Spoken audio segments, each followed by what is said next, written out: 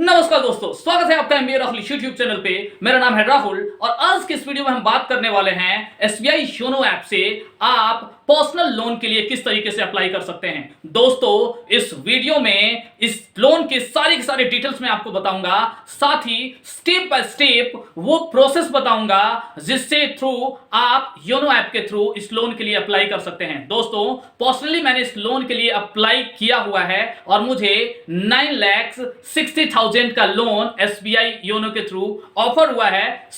ये सारी की सारी प्रोसेस कि मैंने किस तरीके से अप्लाई किया और कौन कौन से डॉक्यूमेंट्स लगेंगे, आखिर मेरा इंटरेस्ट रेट कितना लगा, ये सारी की सारी डिटेल्स इस वीडियो में मैं आपको देने वाला हूं। बने रहिए वीडियो में हमारे साथ अंत तक। दोस्तों, वीडियो में आगे बढ़ने से पहले मैं आपसे रिक्वेस्ट कर रहा हूं कि प्लीज अगर आप हमारे चैनल पर पहली बार आए हैं तो चैनल को सब्सक्राइब करें और वीडियो को लाइक और शेयर भी करें। चलिए हमारे लैपटॉप स्क्रीन पे और आपको one by one step by step सारी की सारी डिटेल्स इस लोन की देते हैं। फ्रेंड्स, एसबीआई योनो ऐप में जैसे आप लॉगिन करते हैं, लॉगिन करने के बाद से लेफ्ट साइड कॉर्नर में ऊपर की ओर 3 लाइंस आपको दिखाई दे रहे होंगे। वहां पे आपको क्लिक करके लोन्स को सेलेक्ट करना है, या तो डायरेक्ट होम स्क्रीन पे यहां जो लोन का ऑप्शन दिखाई दे रहा है इस पे आपको सेलेक्ट करना है, इस पे आपको क्लिक करना है।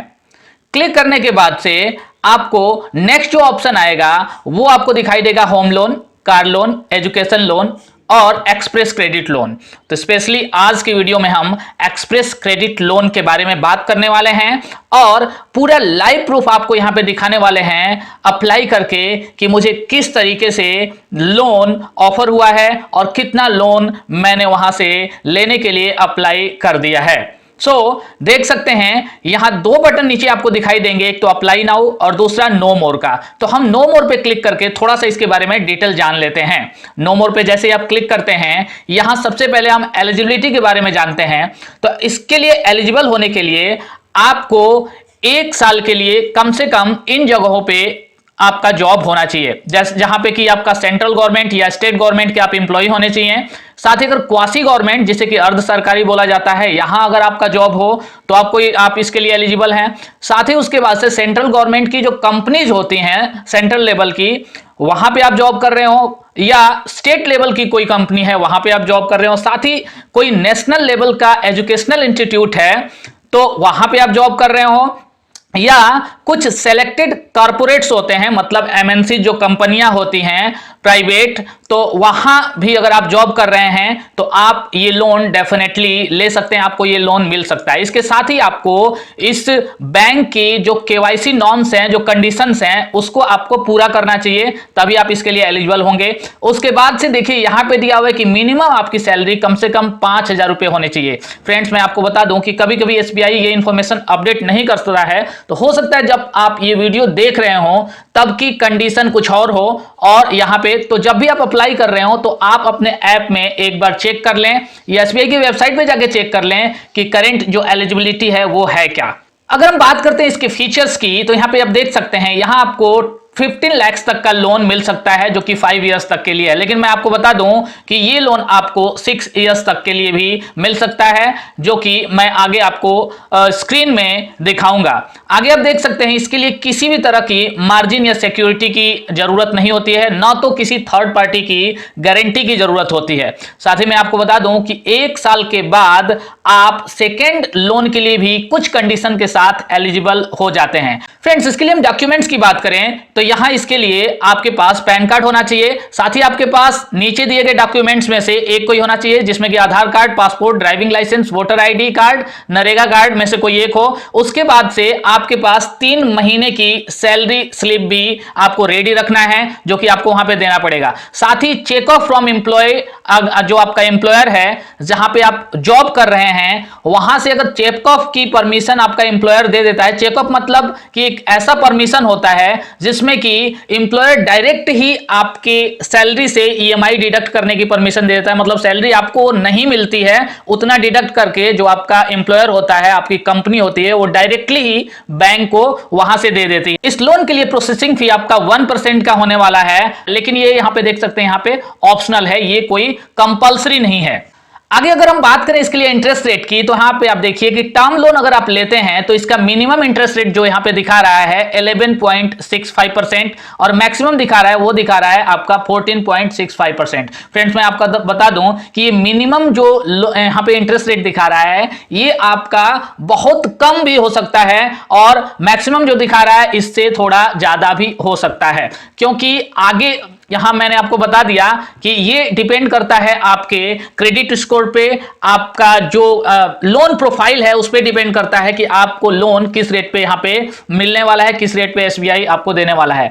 आप देखिए साथ ही अगर आप ओवरड्राफ्ट लोन लेते हैं तो ओवरड्राफ्ट के लिए आपको 12.15% यहां मिनिमम दिखा रहा है और मैक्सिमम आपका दिखा रहा है 15.15%। लेकिन मैं आपको बता दूं ये केवल इंडिकेटिव है, केवल आपको यहां पे दिखाने के लिए, एक अंदाजा लगाने के लिए आपको दिया गया है। बाकी एक्चुअल जब आप अप्लाई करते हैं ना तो आपका जो लोन प्रोफाइल होता है उसके अकॉर्डिंग इंटरेस्ट रेट डिसाइड किया जाता है।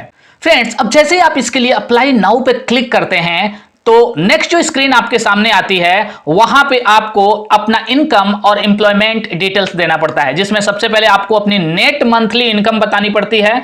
उसके बाद से आपका एम्प्लॉयमेंट टाइप कैसा है, मतलब कॉन्ट्रैक्ट बेसिस पे आप काम कर रहे हैं या आपका रेगुलर है। नीचे आपको जो है कि उस ऑर्गेनाइजेशन में कितने टाइम से आप रह रहे हैं, कितने महीने कितने साल आपको हो गए हैं वो आपको देना है। उसके बाद से आपका जो ऑर्गेनाइजेशन है, जो कंपनी है या जिस भी डिपार्टमेंट में जहां भी आप जॉब कर रहे हैं वो किस टाइप का है, गवर्नमेंट है, प्राइवेट है, किस तरह का है, नीचे आपको सेलेक्ट करना पड़ता है। उसके बाद से नीचे आपका एक दो और डिटेल्स आते हैं जिसे आप सेलेक्ट करते हैं। सेलेक्ट करने के बाद से जैसे ही आप नेक्स्ट पे क्लिक करते हैं वहां आपको आपके एम्प्लॉयर का जो है कि चेक ऑफ परमिशन मांगा जाता है। नीचे आप देख सकते हैं डाउनलोड पे क्लिक करके वो फॉर्म यहां से आप डाउनलोड कर सकते हैं, उसको भर सकते हैं और उसको यहां पे अपलोड कर सकते हैं। आगे देखिए जैसे ही आप नेक्स्ट बटन पे वहां पे क्लिक करते हैं तो आगे आपका रेजिडेंशियल एड्रेस जो यहां पे होता है वो पूछा जाता है। तो फ्रेंड्स ऑलरेडी आपको पता है कि वहां पे जो आपका अकाउंट जब आपका ओपन हुआ होगा तो वहां जो आपका रेजिडेंशियल एड्रेस होगा तो ऊपर ऑलरेडी यहां पे मेरा रेजिडेंशियल एड्रेस आ चुका है जिसे मैंने यहां पे ब्लर कर रखा है। नीचे आप क्या करते हैं, उसके बाद से आप अपना स्टेट चूज करते हैं, फिर डिस्ट्रिक्ट, सब डिस्ट्रिक्ट, और नीचे अगर सेम वही आपका कम्युनिकेशन एड्रेस भी है, परमानेंट एड्रेस और कम्युनिकेशन एड्रेस दोनों सेम है, तो यहां पे आप नीचे डाल देते हैं सेम एज परमानेंट एड्रेस। अगर नहीं है तो नीचे आप जो है कि अपना कम्युनिकेशन एड्रेस भी वहां पे डाल देते हैं। उसके बाद से आप नेक्स्ट पे क्लिक करते हैं। फ्रेंड्स उसके बाद से कुछ एडिशनल डिटेल्स आपको अगली जो स्क्रीन आती है वहां पे आपको डालनी होती है, जिसमें कि आपका मदर नेम यहां पे डालना पड़ता है, साथ ही आपकी जो क्वालिफिकेशन है वो डालनी पड़ती है। उसके बाद से हाउस ओनरशिप, अगर आपके पास घर है तो वो रेंटेड है, मतलब आप किराए पे रह रहे हैं, या वो आपका अपना है या आपके पेरेंट्स के नाम से है। सो ये सारी चीजों में से यहां पे आपको चूज करना पड़ता है। उसके बाद से नीचे आप देख सकते हैं यहां ग्रॉस मंथली इनकम आपका कितना है, मतलब वहां हमने नेट इनकम डाला था पीछे, लेकिन यहां आपको ग्रॉस डालना है, मतलब टोटल आपकी सैलरी कितनी बनती है। उसके बाद से नीचे आप यहां पे अपना रिलीजन मींस आपका जो धर्म है वो सेलेक्ट करते हैं और कुछ एक और डिटेल्स वहां पे आप सेलेक्ट करते हैं, अपनी कैटेगरी वगैरह, और उसके बाद से आप नेक्स्ट पे क्लिक करते हैं। सो नेक्स्ट पे जैसे ही आप क्लिक करते हैं तो उसके बाद से आपको अपना वर्क डिटेल्स यहां पे डालना पड़ता है, जिसमें आपको आपके जो ऑफिस का एड्रेस होता है जहां पे आपकी जॉब है वो आपको डालनी पड़ती है। उसके बाद से आपका जो डिपार्टमेंट के जो हेड हैं उनका एड्रेस डालना पड़ता है, उनका नेम डालना पड़ता है, और आपकी जो डेजिग्नेशन है, आप किस पोस्ट पे काम कर रहे हैं वो आपको डालना पड़ता है। फ्रेंड्स ये सारी चीजें मैं यहां डाल के आपको नहीं दिखा रहा हूं क्योंकि वैसे अगर करें तो वीडियो बहुत ही लंबी हो जाएगी, इसलिए आप जो है कि यहां पे इजीली डालें। अगर कोई भी अगर आपको दिक्कत आ रही है इस फॉर्म को आप भरते टाइम, इसे अप्लाई करते टाइम ऑनलाइन, तो आप डेफिनेटली नीचे कमेंट कर सकते हैं, हम आपकी बिल्कुल ही हेल्प करेंगे। जैसे ही डिटेल्स डालने के बाद से आप नेक्स्ट पे जब क्लिक करते हैं तो वहां आपको अपना एसेट्स, जो आपके पास संपत्तियां हैं, जो भी संपत्ति है, जो भी एसेट्स है, उसका डिक्लेरेशन यहां पे आपको देना पड़ता है, जिसमें सबसे पहले आपका यहां पे इमूवेबल संपत्तियां हैं, इमूवेबल प्रॉपर्टी जो आपके पास है, जैसे घर हैं, मतलब जो मूव नहीं कर कर सकती, जो फिक्स्ड एसेट जिसे हम बोलते हैं, तो वो उसका डिटेल्स यहाँ पे आपको देना। उसके बाद से मूवेबल, जैसे कार है या कोई ऐसा मूवेबल प्रॉपर्टी है जो कि मूव कर सकता है, तो गाड़ी वगैरह के बारे में यहाँ पे हमें डिटेल्स डालना पड़ता है। उसके बाद से लिक्विड, लिक्विड में मतलब जितने भी जगह पे आपने फिक्स्ड डिपॉजिट या शेयर मार्केट में जो भी इन्वेस्ट कर रखा है, यहां पे आपको डिटेल डालनी पड़ती है। और उसके बाद से नीचे यहां पे उसकी टोटल वैल्यू कितनी है वो आपको नीचे यहां पे डालना पड़ता है। उसके बाद से आप क्या करते हैं, आप नेक्स्ट पे क्लिक करते हैं। सो नेक्स्ट पे क्लिक करते ही आगे आपको जितनी भी लायबिलिटीज हैं, मतलब जो भी आपको किसी दूसरे को देना है, जितना भी आपने लोन वगैरह लिया हुआ है, कर्ज लिया हुआ है, उसकी डिटेल्स आप यहां पे डालते हैं। तो यहां पे देखिए, सबसे पहले आपका जो एम्प्लॉयर है जहां पे आप जॉब कर रहे हैं, तो क्या उससे आपने कोई लोन ले रखा है या कोई एडवांस ले रखा है, तो उसकी डिटेल्स आप यहां पे डालते हैं। फिर आपके पास से यहां मोर्टेज लोन अगर आपने ले रखा है वो आप डालते हैं। उसके बाद से अदर किसी बैंक या फाइनेंशियल इंस्टीट्यूशन से अगर आपने लोन ले रखा है वो डालते हैं। उसके बाद से आपने अगर फ्रेंड्स और रिलेटिव से अगर कोई लोन ले रखा है, कुछ पैसा ले रखा है उधार, उसको आप डालते हैं। उसके बाद से अदर्स में भी यहां पे दिया हुआ है वो डाल देते हैं, और नीचे आपकी टोटल वैल्यू यहां पे हो जाती है।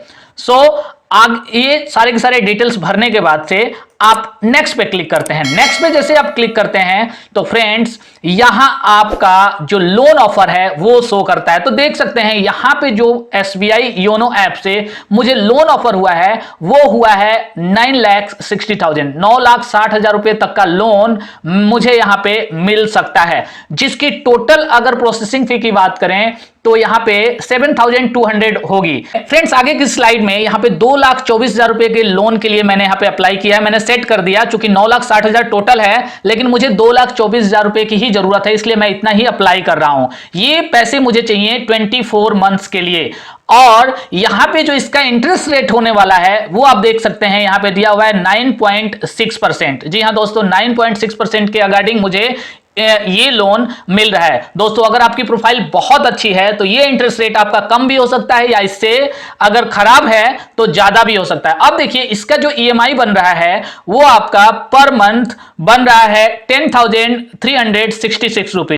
फ्रेंड्स जैसे आप नेक्स्ट पे यहां पे क्लिक करते हैं तो यहां नेक्स्ट वाले स्क्रीन में आपको कुछ डॉक्यूमेंट्स अपलोड करने पड़ेंगे। सबसे पहले जिसमें आपको अपना रिसेंट फोटो अपलोड करना पड़ेगा। तो देखिए यहां एक तो अपलोड का ऑप्शन दे रहा है और एक आपको यहां पे क्लिक करने का ऑप्शन दे रहा है। मींस डायरेक्टली लाइव यहां पे आप अपलोड कर सकते हैं, या अगर ऑलरेडी आपने फोटो खींच के अपने मोबाइल में रखा हुआ है तो वहां से आप अपलोड कर सकते हैं। उसके बाद से नीचे आपको अपनी सैलरी स्लिप अपलोड करनी पड़ती है और आपको नेक्स्ट पे क्लिक कर देना होता है। नेक्स्ट पे जैसे आप क्लिक करते हैं तो फ्रेंड्स यहां पे अब आपको आपका ब्रांच सेलेक्ट करना होता है। सो देखिए 3 ऑप्शंस यहां पे दिए हुए हैं। पहला तो आपका है माय होम ब्रांच, जहां पे आपका अकाउंट है उसको आप सेलेक्ट कर सकते हैं। दूसरा बाय GPS, आप चाहें तो किसी दूसरे SBI ब्रांच में भी अप्लाई कर सकते हैं, जिसके थ्रू GPS के थ्रू आप उसको सेलेक्ट कर सकते हैं। नेक्स्ट जो थर्ड ऑप्शन है एरिया नेम और ब्रांच कोड के हेल्प से आप कोई भी ब्रांच सेलेक्ट करके वहां से एक्सप्रेस क्रेडिट के लिए अप्लाई कर सकते हैं, वहां से आपको लोन मिल जाएगा। सो मैंने क्या किया, मैंने अपना होम ब्रांच यहां पे सेलेक्ट किया और सेलेक्ट करने के बाद से जैसे ही नेक्स्ट पे क्लिक आप करते हैं तो आपको फाइनल मैसेज यहां पे आपके स्क्रीन पे दिखाई देता है कि congratulations, you have an in principle sanction for a loan of 2,24,000। यहां पे देखिए अब 2,24,000 का लोन जो है कि मुझे सैंक्शन करने का प्रोसेस स्टार्ट हो चुका है, जो कि 24 मंथ्स के लिए है। अब आगे देखिए नीचे दे रहा है योर एप्लीकेशन नंबर, हमारा एप्लीकेशन नंबर यहां पे दिया हुआ है जिसे मैंने ब्लर कर रखा है। उसके बाद से नीचे देखिए दे रहा है कि the selected branch will get back to you shortly. अब देखिए ब्रांच आपको खुद ही, जिस भी ब्रांच में को आपने सेलेक्ट किया है वो ब्रांच खुद ही आपको कॉल करेगा, आपको बुलाएगा। लेकिन मैं आपको बता दूं कि बेहतर ये होगा कि अप्लाई करने के तुरंत बाद आप अपने जो आपके हार्ड कॉपी जो डॉक्यूमेंट्स हैं